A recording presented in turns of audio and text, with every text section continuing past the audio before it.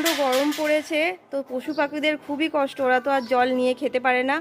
তো দেখো আমার মা সকালবেলা এই যে গোমাতাকে কিন্তু বিস্কুট খাইয়েছে, রুটি খাইয়েছে, আর এখন দেখো বালতি ভরে জল দিয়ে দিচ্ছে আর সেইটা গ্রহণ করছে। দেখো এর থেকে পুণ্যের বেশি কাজ আর কি হতে পারে বলো। তো আমার মা কিন্তু এগুলো খুব করে, পাখিদেরও কিন্তু খেতে দেয়, সকালবেলা চাল দেয়, বিস্কুট গুঁড়ো করে দেয় যাতে ওদের খেতে সুবিধা হয়, আর জলও দেয় গ্লাসে করে, বাটিতে করে। তো প্রত্যেক দিনের মায়ের কিন্তু কাজ সকালবেলা উঠে পাখিদেরকে খেতে দেয়।